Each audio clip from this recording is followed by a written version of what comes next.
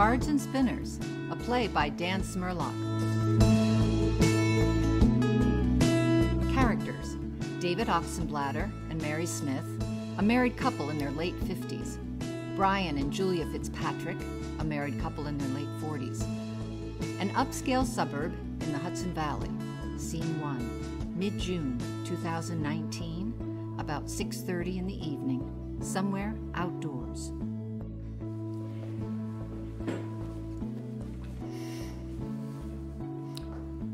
When you have a weird name like David Oxenbladder, as I do, you want to preserve the balance of the universe by marrying someone with an ordinary name like Mary Smith, as I did.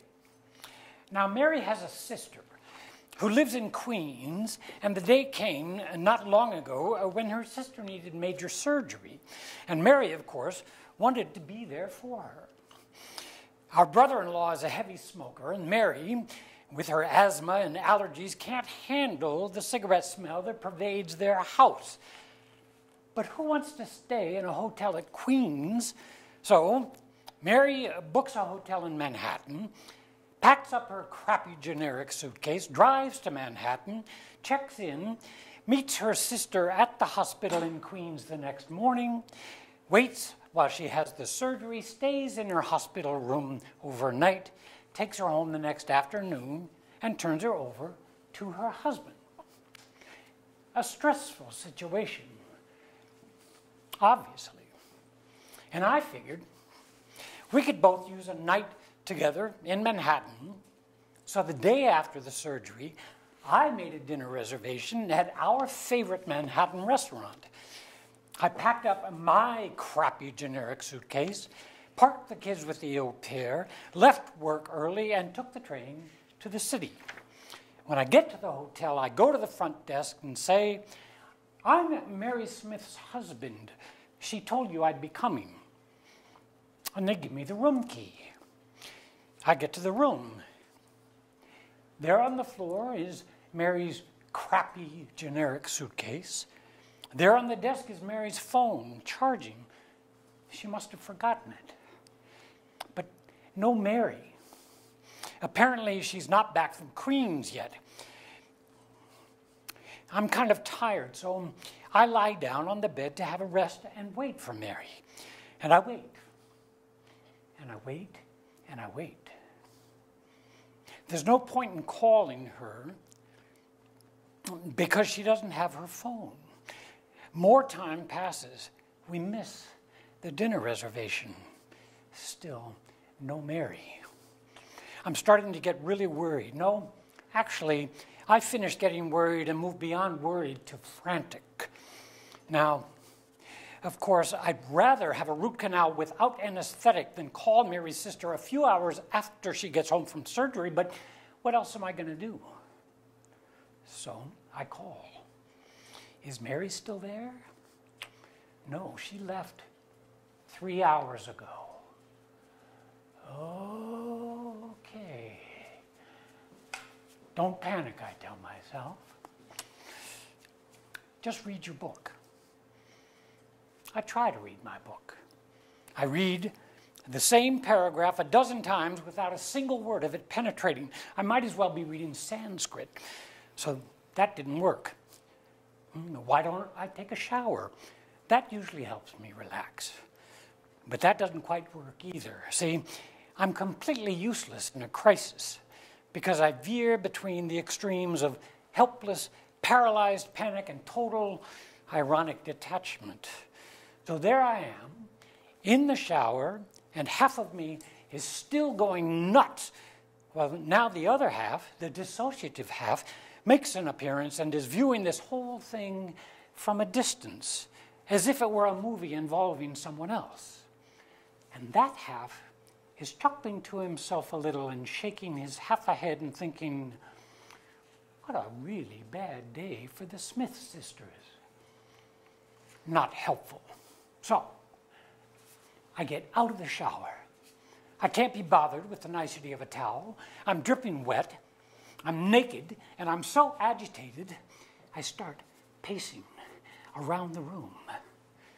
On my rounds, I pass Mary's phone and see it's open to Spotify. After a few circuits, I think to myself, why don't I find out what was the last music she listened to before she died? I'm a sentimental guy. I might want to play it at the funeral. I check the phone. It's hip-hop music. Gee, I think, as I keep pacing, you're married to someone for 20 years. You imagine you know her intimately, and it turns out you really don't. I thought Mary hated hip-hop. I do another circuit. Around the room, something is stirring faintly in the back of my half-brain. There's a dim, formless light. It's shimmering, it's taking shape. If only I could get it in focus. No, I can't quite. If only I could see it clearly, I might. But I keep blinking just before I look at the phone again. It's not Mary's. I look at that crappy generic suitcase again. It's not Mary's. I rifle through the drawers. There's a train ticket in the name of Mary L. Smith. That's not my wife's generic name. Holy shit. Wrong room. I gotta get out of here. I'm still dripping wet. I grab my suitcase, which fortunately I haven't unpacked. I leave the room. I step into the hall. Ah, I made it.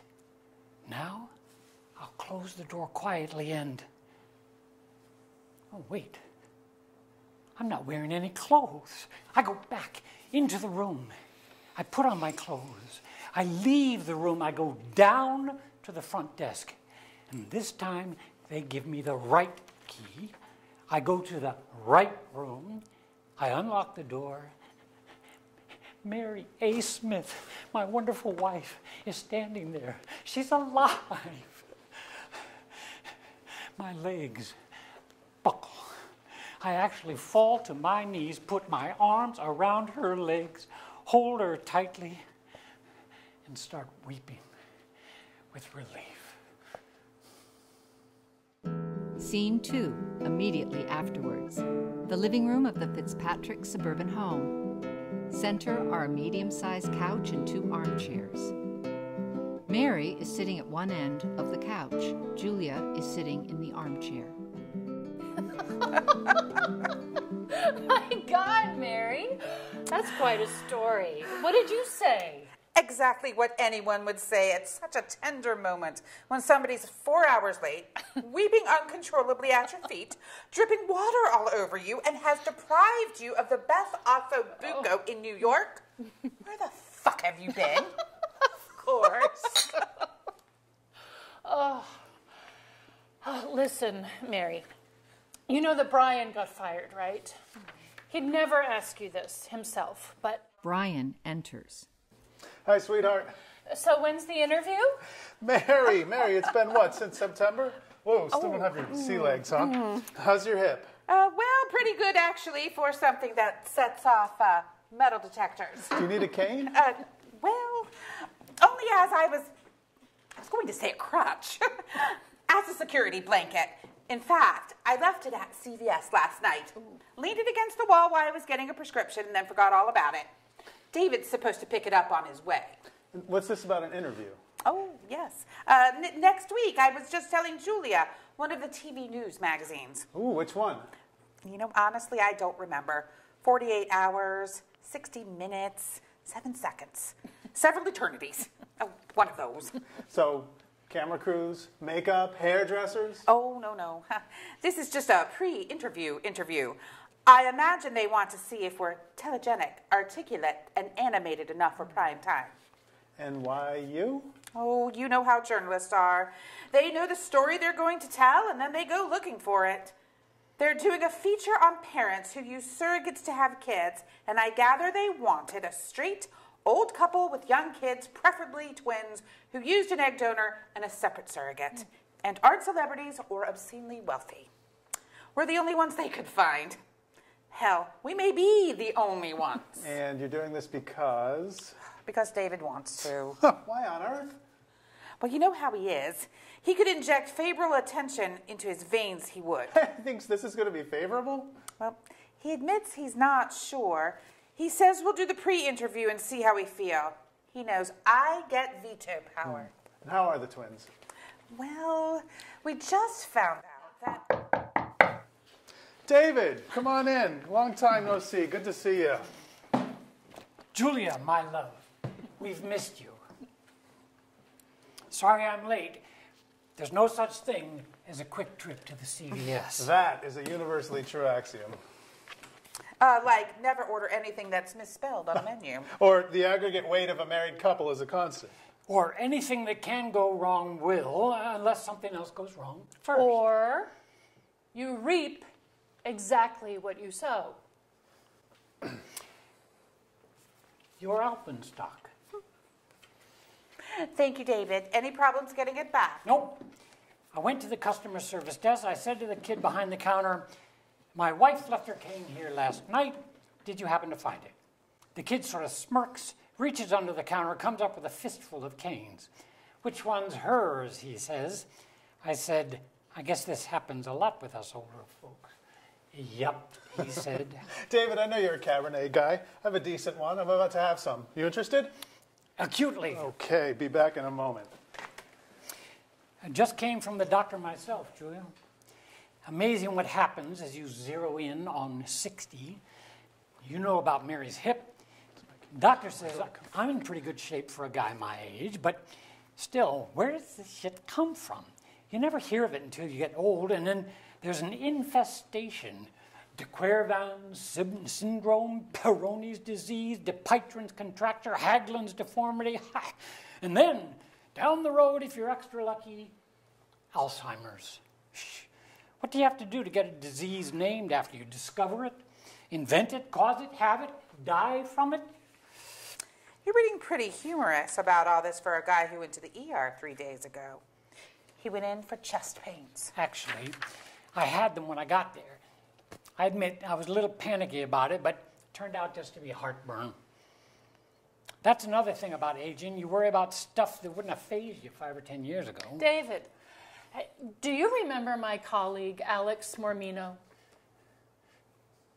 I met him at a conference, didn't I? A partner at your firm. We talked about you once we made the connection. So I gather. He remembers you, too. I saw him yesterday, and he said to me, that friend of yours, David, what's his name? Does he have an identical twin? I could have sworn it was him I ran into on the train the other day, but I introduced myself, and it wasn't. David, did you do it again? I guess I did. I thought so. I thought it was you. I figured that was the case, but I did not say that to Alex. He's done this before. If it's someone who sort of recognizes him, but he doesn't know him, and he's not in the mood to talk, he'll tell the guy, say the guy is confusing him with someone else. Look, I love that leisurely early morning ride to the city, and I've spent enough time on it talking to people to know that I don't want to talk to people. Sometimes I can avoid it, but when I can, I do. I can't just tell people I'm not in the mood, can I? I hate to be discourteous. Yes, your manners are exquisite. Has it occurred to you that it doesn't happen more often because people are avoiding you? Have you made the connection between things like that in our narrow social life that you always complain about? Now he's trying to avoid big family events like weddings. Look, I enjoy talking to my family. I even enjoy talking to your family, although they don't get me at all. Except the bands at weddings or the DJs, when was the last time you saw a band at a wedding?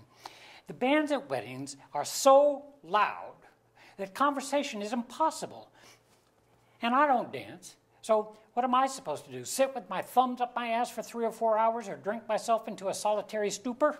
So, weddings or confirmations or bar mitzvahs or first communions or graduations or sweet 16s or anniversary parties, even when the anniversary in question is the 60th and the people in question wouldn't be able to dance even if you promised them immortality in exchange, are not my thing.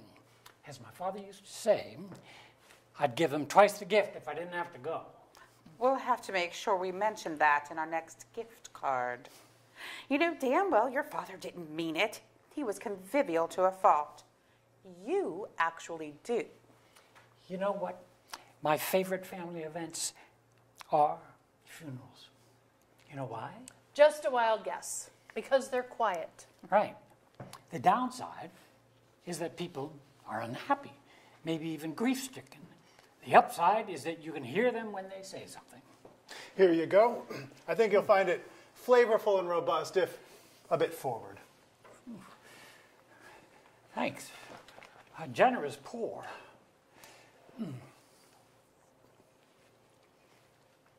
Yes. It's assertive, pushy, brazen, almost insulting. I like it. So glad you could make it tonight. Our pleasure. How are your kids doing? Well, you already know that Shannon's home for the summer, and Jeff's in Boston, not working on his dissertation full-time. What's he doing with the other part of his time? No, I mean, not working on it is his full-time job. He's a genius at devising avoidance behaviors. He plays bridge. Who in the hell plays bridge anymore? He plays fantasy baseball. He reviews old sci-fi movies on a blog nobody reads. The further removed from reality it is, the more he does it. Well, it was so sweet of Shannon to offer to babysit. It was, but she needs the money. She's having a hard time finding a summer job that she doesn't regard as beneath her.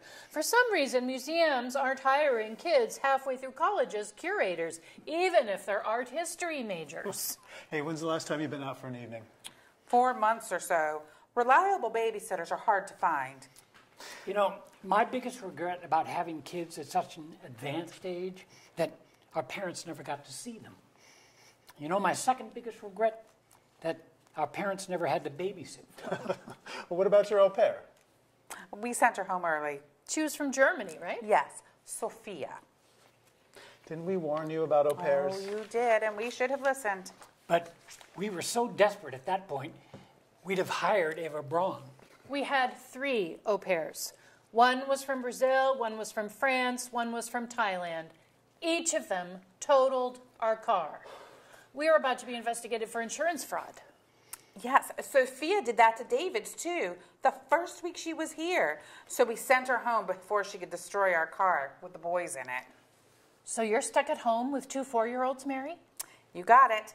Unless and until I can figure out some place to park them for the summer. How do you like being a stay-at-home mom? Oh, Christ. I am counting the minutes until I can go back to work. You know, when I was a kid, my father was never home. Stayed out late Monday through Friday, sometimes even Saturdays. If I meet him in the afterlife, I'll say, Dad, I know what you were doing all those late nights. You weren't playing poker with the boys. You weren't out drinking. You weren't chasing women. You were working, but not because you had to. Yeah, I remember when our kids were young, the hardest day at work was easier than the easiest day at home. Yes, but so much less gratifying. Speaking of work,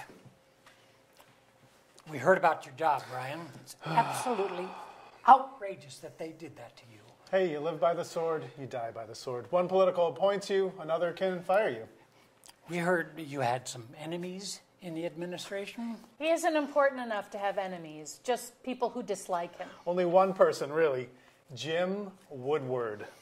He loathed me, and the feeling was mutual. Unfortunately, he was my boss. I heard Jim was having heart trouble. You mean aside from not having one? I never found him especially toxic, but he was never my boss. Well, I guess I just got off on the wrong foot with him. Oh, please, allow me.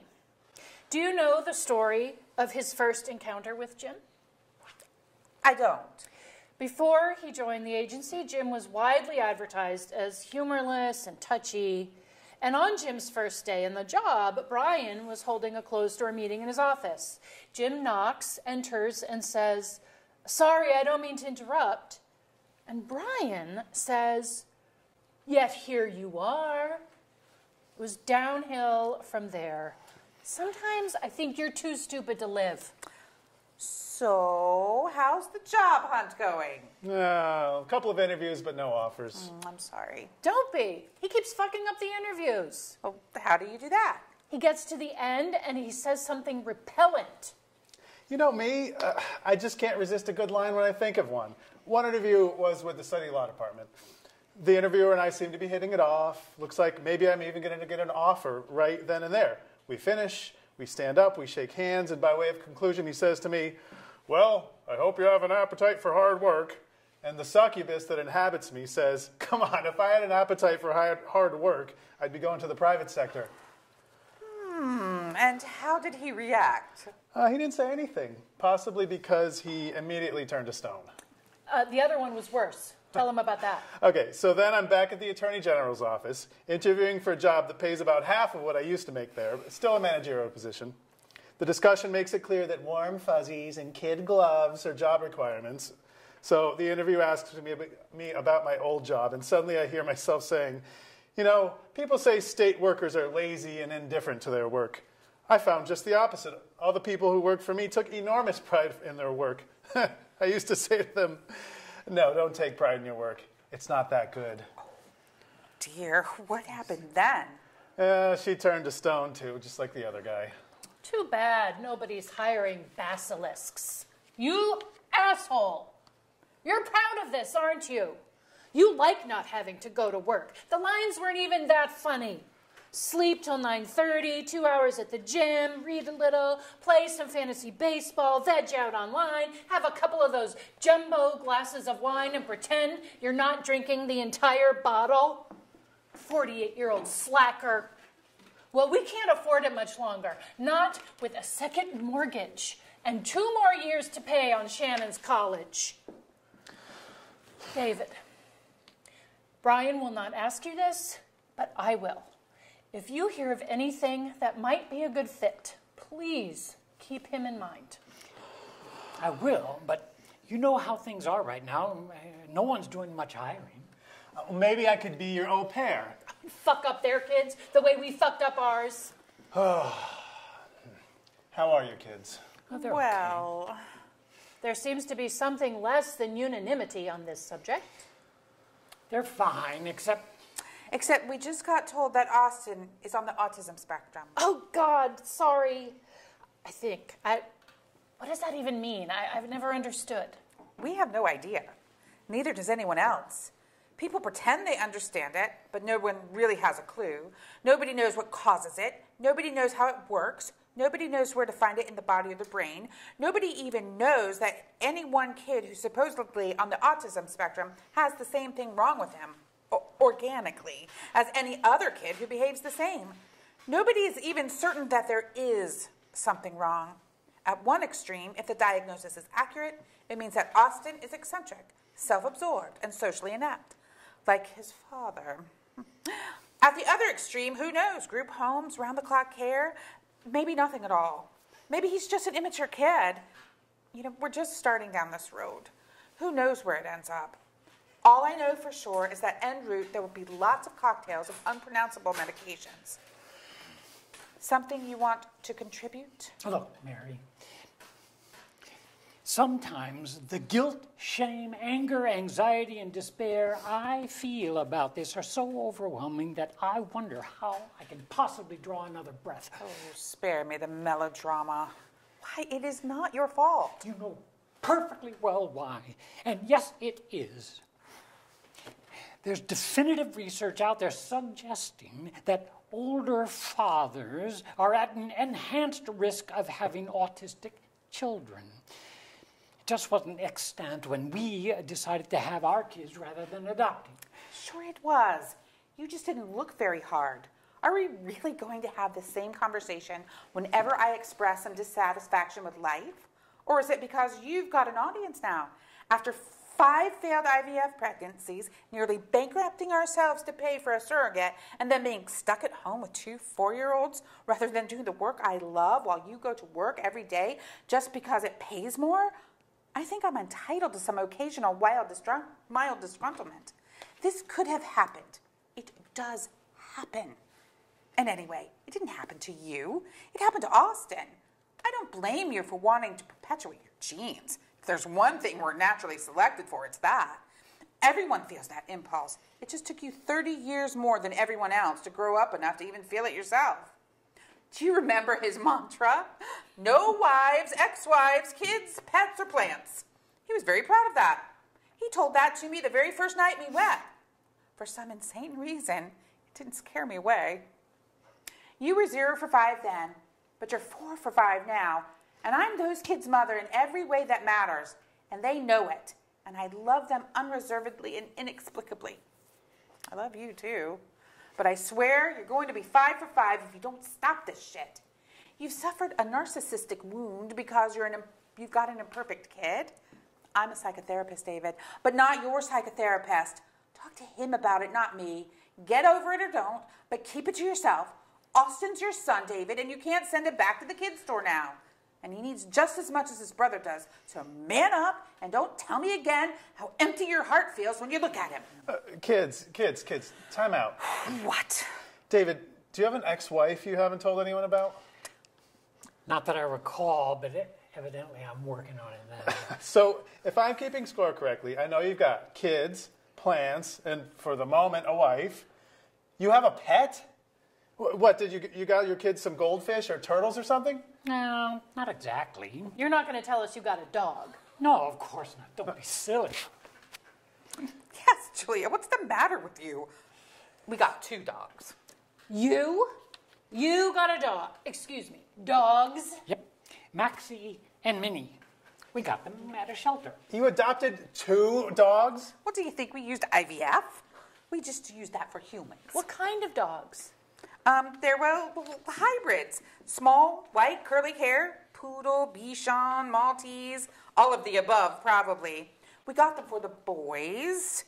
They like dogs, and the dogs like them, and maybe it won't take as long to get the dog's house broken as it did the kids. At the moment, they'll urinate on anything that happens to be on the floor. Boxes, toys, table legs, unoccupied shoes, occupied shoes, children. The kids actually seem to enjoy it. And 1 dog wasn't enough. As far as I was concerned, it was. But Minnie caught the eye of Mr. No Pets here as we were leaving with Maxie. And suddenly we were in, can I take her home, Mom, please? Can I, please? And he wore me down. And now he and that dog are inseparable. This has to be the dumbest dog in the universe. I came across something online called Test Your Dog's IQ. First, wrap a dog treat in tissue. If the dog manages to unwrap it and get to the treat, she's smart. So I wrap up a treat in a tissue, I put it in front of Minnie. She unwraps it, and then she eats the tissue. That means dinner's ready. Oh, can we help? Brian, come and help me get it on the table. No, you lovebirds, stay here and chill for a bit. Ryan, well played. Well, occasionally I manage to do something right. Sweetheart, Yeah. I'll cancel the interview. It was a stupid idea to begin with. Do what you want. But if you do it, you're doing it by yourself. Mary, I'm sorry about all of it. About being me. I'll get over it. I always do. I won't. Thank you for loving me. If you say, I know I don't deserve it, I'm leaving right now to file divorce papers. We're all set. Come on in. We're having a light, fresh seasonal dinner tonight. Salmon mayonnaise and an arugula salad with sesame balsamic dressing, followed by a peach semifreddo. You hate salmon. You hate mayonnaise. You hate sesame. You hate balsamic vinegar. You hate arugula. You hate peaches. And we both hate semifreddo if we knew what it was. What do we do? What can we do? Ask for a hamburger? Get takeout? Leave? We've already been rude. And now we're going to have to be even ruder with an elaborate dinner on the table? We can't offend them. They're the only ones who ever invited us anywhere, even before we had the twins. We probably wouldn't be here now if Brian didn't need a job. Just try to be gracious, hard as I know that is for you, and eat as little as you can get away with. Good thing alcohol counts as food. And technically, it's a drug. Same thing. More wine, anyone? Oh, Yes, yes, please.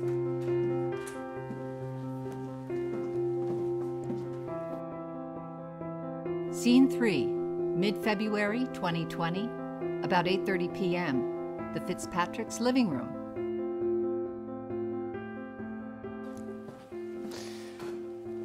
Okay, here you go. Cabernet, as requested, and a bottle of chilled spring water for the designated driver, plus some more Cabernet for Daddy.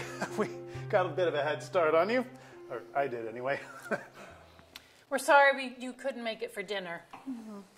Us too, but our babysitter wasn't available until 8. Who'd you get? Oh, a girl from the neighborhood, Ashley. 10th grader, just turned 16. She sat for a couple of our neighbors, and their kids survived unscarred. So we're giving her a try. She made us feel very old.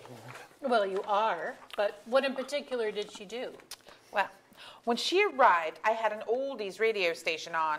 While I was showing her around the house, Simon and Garfunkel came on. It caught her ear, and she said, "Who are these guys?" And I said, "Paul, Simon, and our Garfunkel." And she said, "There are 3 of them?" Right, the Garfunkel triplets. Hey, later on I thought we'd play a game. I have no idea where he's going with this, but I guarantee you we will not like it. I'm always game for games. I'm obliged to tell you, however, that I am now a Grand Master at Candyland. He plays it with our kids all the time. It's the best game ever because it's the most like life. At least the vintage game is. They have a spinner instead of cards now. You're joking. A spinner in Candyland? Is nothing sacred? There's even online Candyland, but not in our house. It's cards or nothing. And once the cards are shuffled, the outcome is ineluctable. It doesn't matter what you do, skill is irrelevant. Whatever you do, your destiny and everyone else's destiny is already established. You don't have to make choices, you just follow directions, and sometimes you win, but mostly you lose. He feels a need to share this view with his 4-year-olds. They play by the hour, and they've only learned not to eat the pieces about a week ago. And he's sitting there explaining the Protestant Reformation and the differences between Calvinism and Lutheranism to them. How are the boys? Okay, well, all things considered. Adam's holding his own against Asperger's, but Josh has now been diagnosed with ADD. In 10 years, if he's lucky, or in 100 years if he's not, someone will invent a pill that hits the exact correct synapse in the exact correct frontal lobe. But until then, we keep asking ourselves, what did we think we were doing? Who did we think they would take after? Everything one or both of our kids have is a very concentrated funhouse mirror version of what one or the other of us has. She means mostly me. Anxiety? Check. Inattention and distractibility? Check. Poor impulse control? Check. An inability to read other people? Check. An addictive personality? Check. And double check. Sometimes I think we should just give them the heroin and let them get an early start on rehab. What about your kids? Oh, Shannon's okay, enjoying those last few months before she absolutely has to think about what happens after college. Well, how about Jeff? How's the dissertation coming? The dissertation is gone. He finished it? Yay! He abandoned it. Oh, boo. So what's his next move? You aren't going to believe this. Divinity school. And what kind of divinity does he want to be? Did he get religion? Where did he get it from? Not from you guys. No, he just says the only subject worth studying is God. What does that even mean? It means fuck all. What it means is that our family motto is, when in doubt, go to school. Medical school is too tough. An MBA is out of the question because he hates everything about business except the money it produces. Because we're both lawyers, he considers law school a surrender. I really can't believe he's going to do this, but he's actually been admitted to 3 different divinity schools. And he's been offered decent-sized scholarships as long as he takes out loans for the rest of the tuition. And these graduate schools, they're like loan sharks. They'll give you just enough with no strings attached so that you borrow huge amounts more at extortionate rates. And those strings never come loose, even after you can't find a job, which, predictably, you can't, because there are thousands of people in the same boat. We just have to let it go. Maybe he'll come to his senses. He knows how we feel about it. David, I heard you retired. Yep, about 3 months ago. How do you like it? I'll tell you something. You know that feeling, and it doesn't matter whether you love or hate your job, first thing in the morning, before you open your eyes of, oh, shit, I have to go to work. Well, the feeling that follows it after you retire, oh, boy, I don't, does not get old. How are you spending your time? Well, it's a little different from me than for those other guys whose toughest decision is whether to play the front nine or the back nine. Mary's still working, so I've become a domestic deity. Cooking, shopping, laundry, sewing. But the boys are in full-time pre-K, so there's some time left over to do other things. Tell them about your new gig. Community theater. Really? I didn't know you were an actor. Well, I'm not. I did a bit in college, nothing since. It wasn't high on my bucket list, but I figured I had only a short window to play the distinguished older guy before I could only do the decrepit old guy. So I better start now. I'm pretty bad. The director says, inhabit your character. I don't even inhabit myself. So you got a part. Yeah, a small one. In Much Ado About Nothing performance in May, I play an Italian priest. You? Well, the priest is an Italian Catholic, just like my mother. I always forget that about you. I thought Mom's mass of Christian burial might have been a tip-off. Sure, but you always seem so. Would that be Orthodox so, conservative so, Reform so? So secular, I was going to say. Same thing. Have you started rehearsals? Only this past week. I'll tell you something. Those actors are pretty damn refreshing. I spent my entire career working with politicians and people who enable them. And you could never believe anything anyone said about anything. There was always a hidden agenda or an ulterior motive, a secret treaty. And these were supposedly people who wanted you to think that they were straight shooters, who tell it like it is. But even in the privacy of their own offices, where you'd think they'd let their hair down, they weren't. And actors are different? I mean, how? They're actors. They dissemble by definition. Yeah, but they're really big dogs. Scratch their bellies, and they're affectionately yours. But I never met a politician, even the ones who seemed as emotionally needy as golden labs, who wasn't at heart a cat. Detached, self-contained, self-absorbed, and just enough affection to prompt misplaced loyalty in the love-starved. Speaking of politicians, what's with the job search, Brian? I talk you up whenever I have a chance, but I don't hear a lot of vacancies that would be any kind of fit. There's nothing shaking. I've heard, only secondhand, but I believe it, that Jim Woodward has been blackballing me. If I don't tell people what I did for the 2 years I was at the agency and under Jim's thumb, they think I was in prison. And if I tell them where I worked and that Jim was my boss, they call him and he tells them that I'm a sinister dullard. And if I tell them where I worked and that they shouldn't call him and they should call someone else, they still wind up calling him. And if he happens to hear that I've applied somewhere, he goes out of his way to get in touch with them. I had no idea. I had no idea. He was such a shit. Never crossed swords with him, but then I never had to.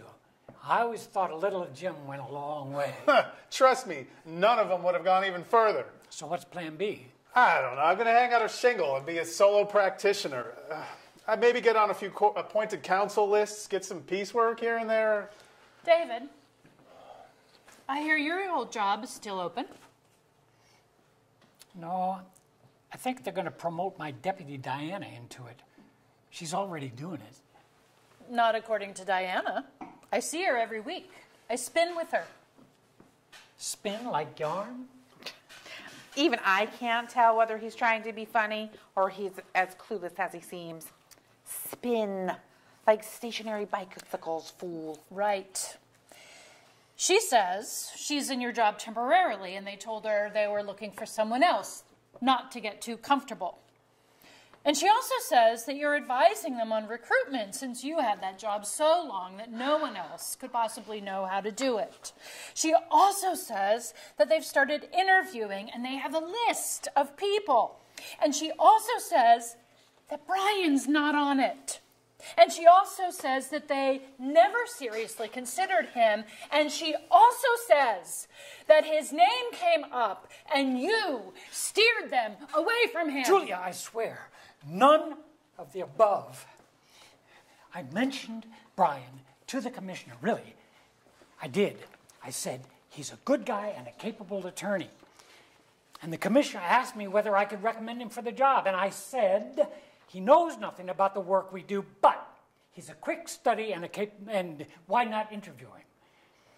And the commissioner said she'd take it under advisement, and that was fucking that. What else could I have done? Good guy and capable attorney. You think that's going to get a 50-ish white guy an executive job? Tell me about a job that might be a better fit, and I'll be more enthusiastic. Okay, so you guys, let's play my game. Okay? It doesn't compare to Candyland, I'll admit, but I think you'll enjoy it. It's called the Godfather game. We'll be the first people to play it. Okay, you go around the room saying which Godfather character you're most like, and then you go around the room again, and everybody else says which Godfather character you're like. Okay? Who wants to start? Anyone? Okay, I will. See, I'm the oldest of 3 kids, and I was the apple of my parents' eye, the great white hope. And the guy who's going to redeem what they saw as their failures, and it didn't quite happen that way, so I'm Sonny. And my little brother Stephen, who got rich and kind of famous, is Michael, who turned out to be the one who redeemed the family honor. And our middle brother Richard, who in our family was considered dumb, which outside of our family means he's of average intelligence. And he dropped out of 3 different colleges and 1 horrible marriage and was pushing 40 and had no idea what to do with himself. He was Fredo. Brian. No, let me finish. This is too perfect. It's too symmetrical. So then, my little brother flamed out early, like Sonny. And my middle brother, who found his way into a happy marriage to a good woman, and who took care of my father when he was dying, and took care of my mother now so that Stephen and I don't have to. It turned out to be the family mensch, and he's Michael. And I'm spineless and annoying and can fuck up anything I set my mind to and can't contribute to my family and can't even stop my own father from dying. And I'm Fredo. How about you, David? You're blue-eyed Sicilian, right? Like Carlo. Oh, Jesus, Brian. Brian, shut the fuck up now.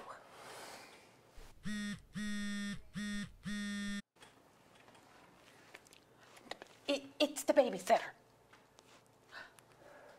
Oh, hi, Ashley. Is everything okay? Is something wrong? How long? Both of them. Okay, we'll be there in 15 minutes. David, we have to go. Both boys have been melting down nonstop since we left, and you haven't seen a meltdown until you've seen a twin meltdown. It gives combat-hardened veterans PTSD. I can't imagine what it does to a novice babysitter. She says she's tried everything we told her to try, and nothing worked. Okay, look, David, Mary, I'm sorry. I want to curl up in a fetal position and never uncurl again. It's just all getting to me, all of it. My work, my idleness, my money, my kids, my 50th birthday, all of it. I'm not myself. Well, or maybe I'm more myself than ever. Maybe me, desperate and sort of drunk, reveals my true essence. But I'm sorry. I need friends. Not people who will find me a job. Friends. People I like and who like me. And I don't want to lose any more of them. Us too. Or us, neither. Good luck with the boys. No problem. We've learned to ignore them. We just have to rescue Ashley. We'll talk soon. I hope so.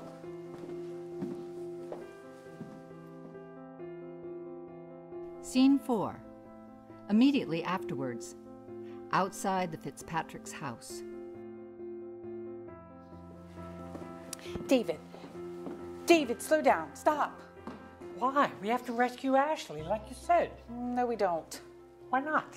Because nothing's wrong. The boys are sleeping. What did you do? Did I miss a meeting? What just happened? I thought there might be trouble over Brian's job or his lack thereof. I wanted to give us an out if there was. So I asked Ashley to call, and then I'd play it by ear. My timing was just a little bit off, though. You couldn't have told me in advance? As you said, you're not a very good actor. I shouldn't have asked about work in the first place. I can't believe Julia knows Diana.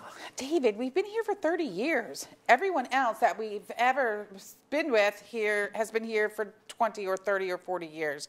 By this time, we all know everyone, and everyone knows us. So, here we are, with the night before us. Are we really going to go home right away? Come on, I'll buy you a drink, and we'll decompress. I'm the designated driver, remember? Okay, I'll buy me a drink. Oh, let's go home. We'll tell Ashley that she can leave early and break out the single malt. What? Play Candyland too? If you play your cards right. Well, see? That's not even a concept in Candyland because once you shuffle the cards... Oh, just get in the car. Scene 5, January 20th, 2021. A little after 10 in the morning. The identically furnished living room of David and Mary's suburban home.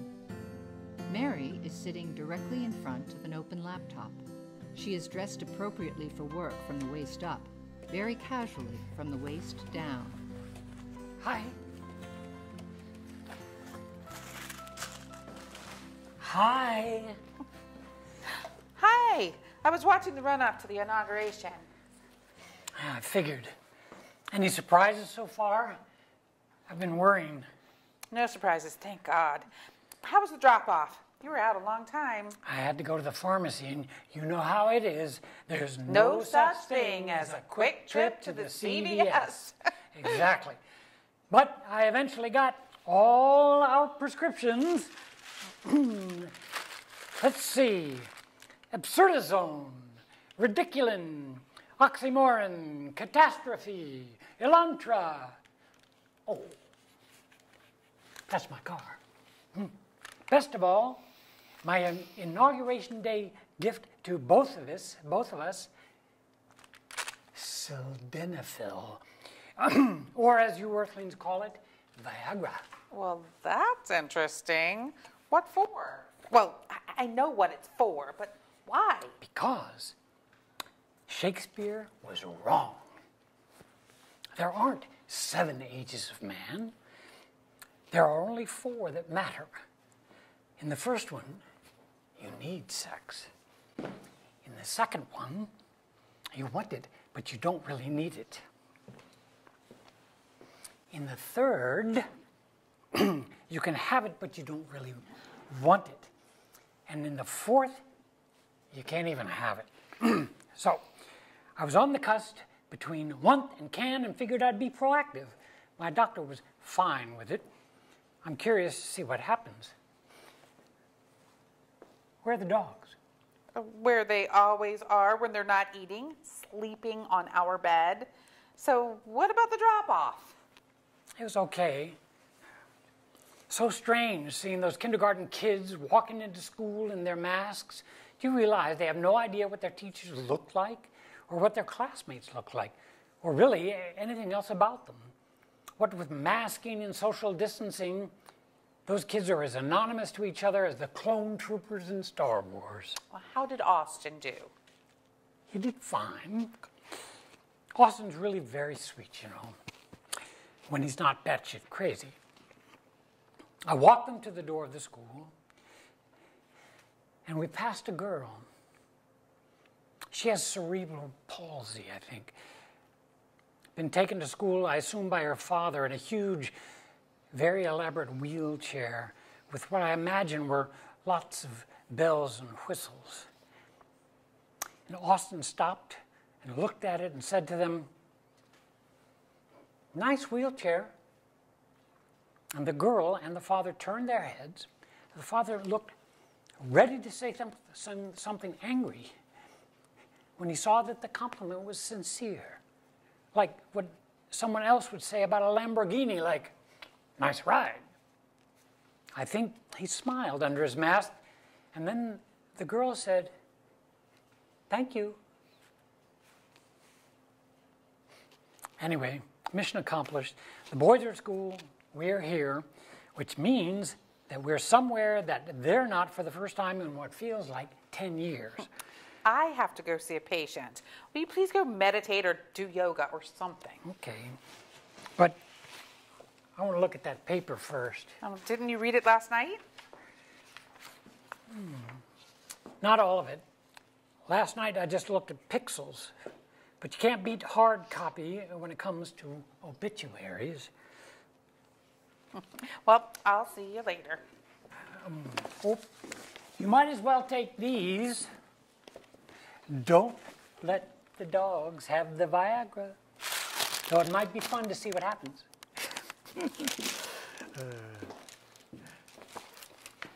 David opens the paper to the obituaries.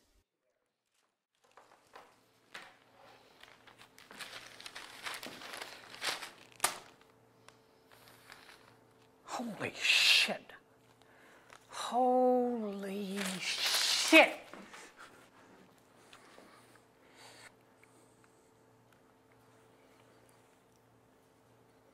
Hello, Brian. It's David. How's it going? Scene 6, immediately afterwards. The Fitzpatrick's living room. Well, in some ways it's easier being a solo practitioner. I like being my own boss. I wouldn't say we're making ends meet, not quite yet, but we're hoping to introduce one end to the other soon. A real estate closing here, a DWI defense there, a divorce somewhere else, an appointed counsel gig now and then. Pays a few bills. Of course, not much that people want lawyers for is going on anywhere now. You know, we've all put our lives on hold. How about you? Yeah, I'm counting the minutes, of which there are exactly 103 until Biden is president. Although I won't rest easy until Trump's landed in Florida. I keep thinking he's had Air Force One secretly retrofitted as a bomber, and he's on his way to nuke Manhattan. No, I haven't seen the paper. What's in it? Really? When? How? Was it? Yeah, I suppose there's no funeral. Too bad. I'd like to dance on his grave or piss on his ashes, or the other way around. Both. Yeah, no, that's right. I'm not bitter. Okay, enjoy your yoga. Yeah, I'll look at the obituary right now. Thanks for letting me know. Talk to you soon. Son of a bitch! Oh, that feels good now that it's over. I should take more days off. How are the kids? Where are the kids? In their respective rooms, discontentedly pursuing their respective remote, overpriced, economically futile educations. Did you spin? I spun, or spinned, I guess. Absolutely brutal. Where on earth do they find these Peloton teachers? And where do the Peloton teachers find those bodies? They're like androids or aliens. I guess it's supposed to be inspiring, but they just make me want to give up and stuff my body in the garbage disposal. You appear preoccupied. You know, I'm thinking I may even try to get my old job back. Brian, you hated that job. No, I kind of liked the job. I just hated my boss. And it wouldn't be Jim Woodward anymore. Where did Jim go? That's become a, what's the word? An eschatological question. He died 3 days ago. David just called to tell me. Was it COVID? No, it wasn't COVID. Evidently not. He died suddenly, it says here. I guess his heart attacked him. Oh my God. How old was he? 62, according to this obituary. Young. Too young. Yeah, I don't know whether to laugh or laugh. I've worked with provincial hacks, and I've worked with nasty pricks, but I think he's the only person I've ever worked with who was both. Brian, please, let it go. You never have to see him again. You didn't ever have to see him again before he died. He didn't care that you hated him while he was alive, and I imagine he doesn't care now. Besides, by your own lights, you got your revenge, didn't you? He's the one who's dead, not you. You're walking God's green earth. You're breathing God's polluted air. He's null and void. Game over. Savor the triumph. You won. Not if he doesn't know it. If he's vanished into total oblivion, he might as well still be around. Where do you think he is? Anywhere? Welcomed into eternal bliss through the tender mercies of God and Jesus who died for our sins? Reincarnated? I could live with that notion. Jim reincarnated as a cockroach. Although, now that I think about it, cockroaches generally seem pretty happy. Okay, reincarnated as an unhappy cockroach. That would be satisfying. Listen, Brian, I don't know where Jim is. I don't have any opinion. We don't know anything about what happens afterwards. It's hubris to pretend we do. Maybe he's nowhere. Maybe he is sitting at the right hand of God. Maybe it turns out that being both a nasty prick and a provincial hack puts you on the narrow path of righteousness, while Mother Teresa is writhing in the ninth circle of hell. But one thing I am pretty sure he's not doing is lying around wondering about you. That's exactly what I think he's doing, or what I like to think he's doing. You know how they say the personal is the political? That's bullshit. You know why Trump's a genius? Because he knows, without having to think about it, that the personal is the personal. For the last year, the closest I've come to praying to God, to a God I don't believe in, is to say several times a day, please, God, make this pandemic end. But I will tell you something. If God had said, all right, wise guy, you don't believe in me? I'm in a generous mood. Here's your choice. I can stop the pandemic, or else I can guarantee that Jim Woodward will spend all eternity in a state of excruciating insanity, acutely aware every instant that his inexcusable treatment of you is what put him there. Take a couple of minutes and make your pick. I'm not proud of this, Julia, but honestly, I'm not sure which I choose. Or maybe I am sure, and it's the wrong choice. Jesus, Brian, get a grip. Come on. You've got good health. Jim is gone. I've got good health. The people we love have good health. We're solvent, albeit just barely. Our kids are sane, mature, self-sufficient. The pandemic will recede. Spring will come eventually. Life is sweet. Try to enjoy it. Right you are. You've raised me from the depths. You've inspired me. Life is good, a precious gift, etc., etc. Okay, I'll do it. Do what? Get a dog. Do what? Are you crazy? You're the one who wants to do it. No, I'm the one who wanted to do it like 2 years ago, and only because Mary and David got their dog, I'm over it. Come on, Jim Woodward is dead, but I've been born again. Symbolic renewal. Actual renewal. Let's do something life-affirming, just like you said. You remember how much our kids loved the dogs when they were young? Let's adopt a dog. The kids can take care of them. Hey, let's adopt a kid. Brian, this will pass. Chill. Maybe, but I'm going to the animal shelter anyway. I just have to get changed and, don't call me chill, Change into what? You haven't changed your clothes in 9 months. into a suit and tie. You're going to an animal shelter, not opening night at the Met. Neckties, cufflinks, links and ties, connections. Back to the world, back to work. Let's celebrate. Or maybe I'm just pretending I'm going to Jim's funeral. All right, all right. I'll get changed too and go with you. No. Stay home. Relax. You don't have to come. Yes, I do. You are not coming home from that animal shelter with an actual dog. Yes, I knew that's what you had in mind. We can go to the shelter. If your fever hasn't broken by then, you can check out the dogs. If someone catches your eye, then we come home and discuss it. Yes! Air Force One has landed in Florida. Ho ho, let's dance. You don't know how. Note to self, sign up for lessons. Let's try anyway. Come on. No, let me lead. Okay. 1, 2, 3, 1, 2, 3, 1, 2, 3, 1, 2, 3, 1, 2, 3, 1, 2. Scene 7. Immediately afterwards. David and Mary's living room.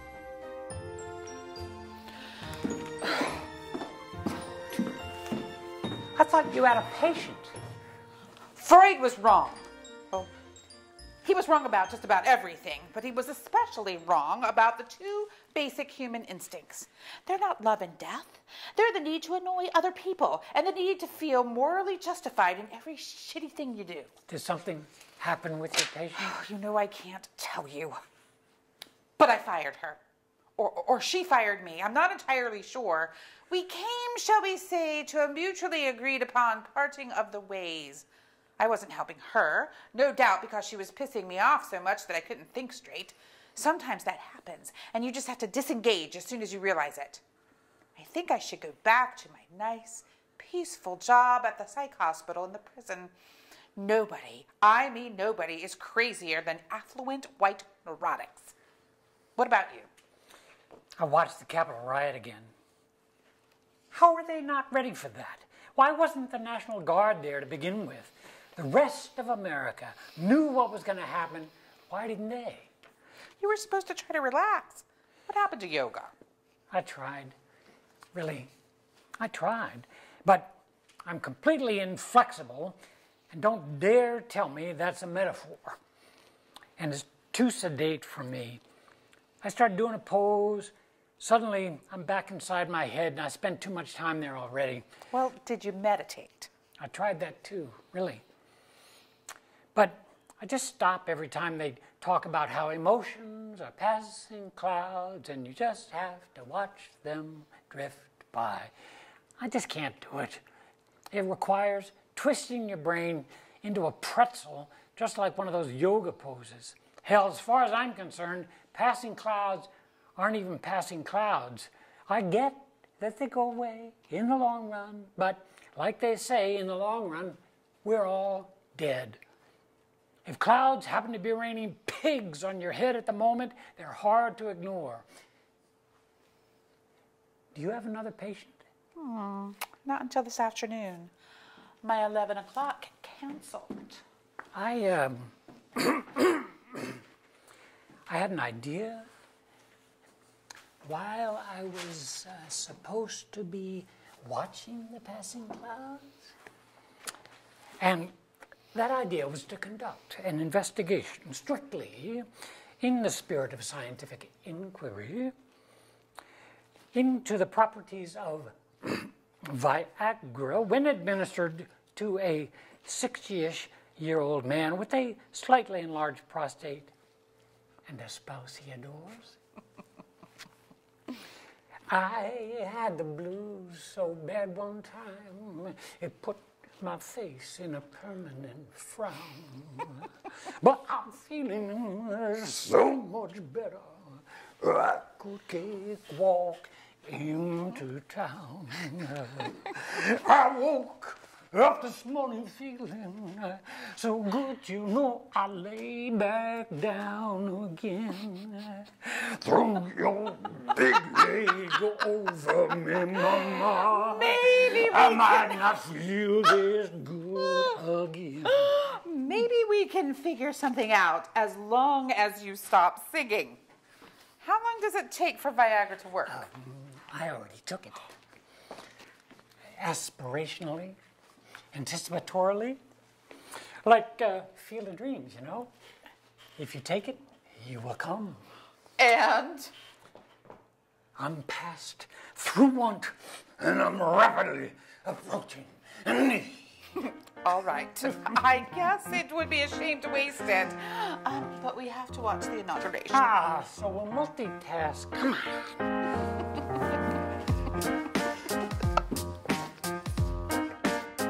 Scene 8, an early Saturday evening in May, 2022, the Fitzpatrick's living room.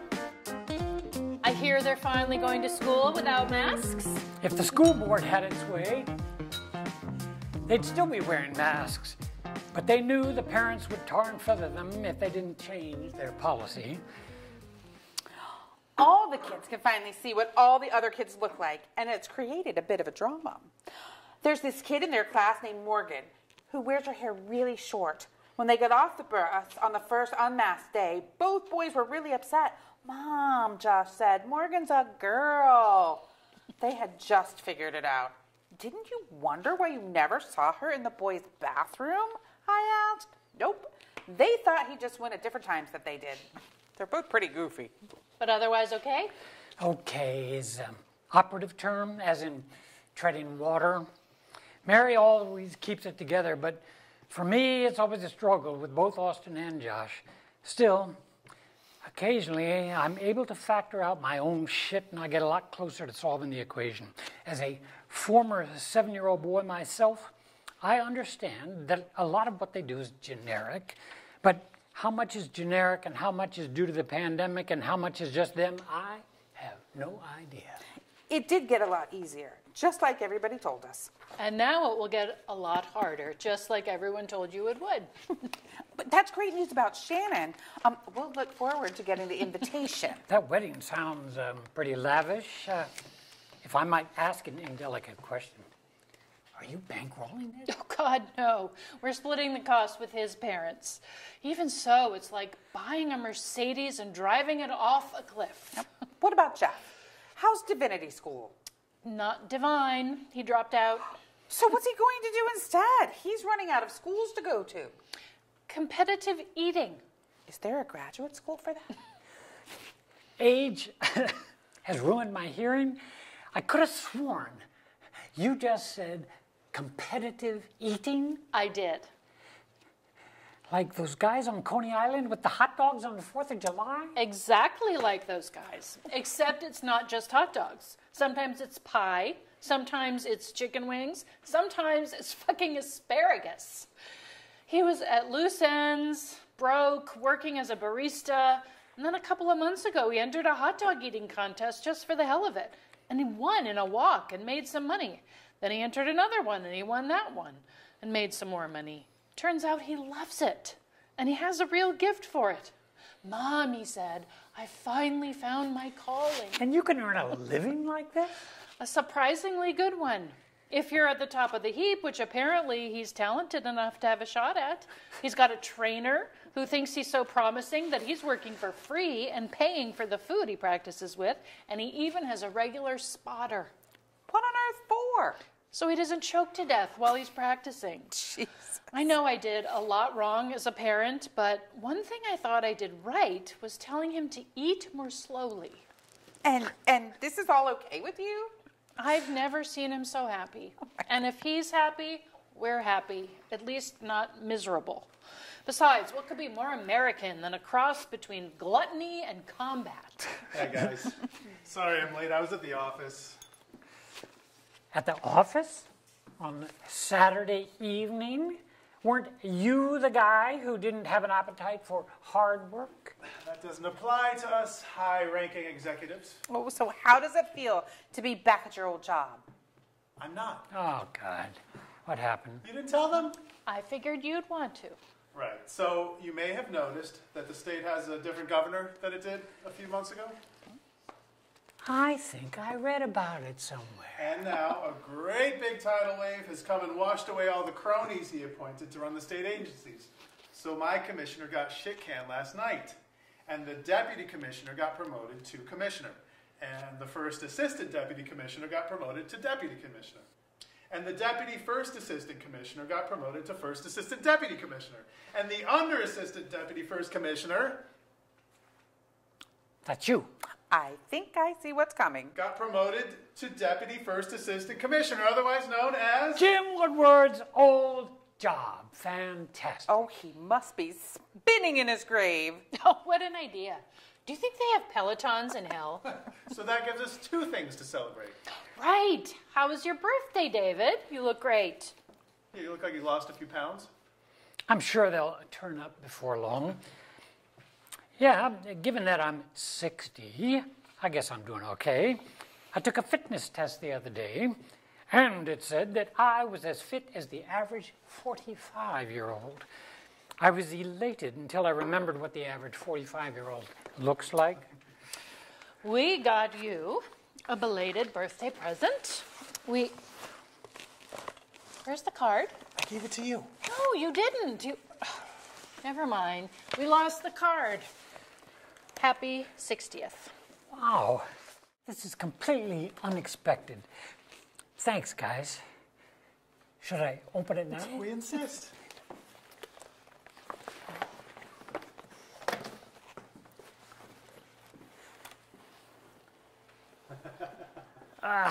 Oh my goodness.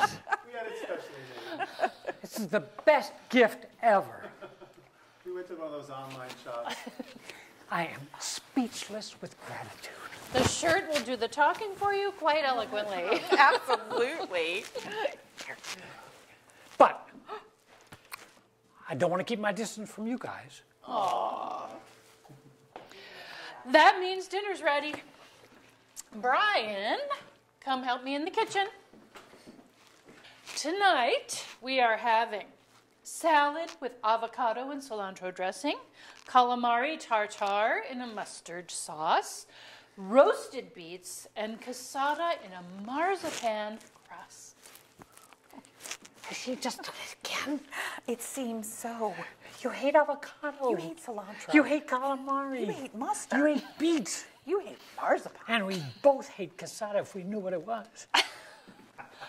False alarm, guys. Do you really think we'd serve raw squid to our guests without asking first? We don't even like it. We eat anything. So, surprise! We're taking you out to dinner. We got a table for four at Pasquini's. You guys, you're so good to me. My favorite restaurant. We know. On one condition, though. You keep the t-shirt on. Tough decision. You're asking a lot. But that shirt is you. And it's funny. Come on, David, loosen up. Let yourself do something deliberately silly and ridiculous. You do silly and ridiculous stuff inadvertently often enough. And anyway, if you deprive me of another 5-star meal like you did that time in Manhattan, there'll be a bitter reckoning. Okay. Let's go. Wait. Oh. I almost forgot my mask. Why? You don't need it. We're all fully vaccinated and boosted and reboosted. It's not a question of need, it's a question of want. Huh? And I've got enough for everybody. I had nothing to do with this. Mary? Oh, why not? Sweetheart? For a complete buffoon. Okay. David? Come on, you're the one who wanted to stretch a little. Think of it as community theater, except now you're the star. Oh, all right. Good man. Come on, let's go. But I'm not eating while I'm wearing it. No, of course not. We'll take them off as soon as we sit down. This is the first step on the road to being the life of the party, David. You'll get there. Rome wasn't built in a day, and neither was Utica. Don't be so sure. Have you seen Utica lately?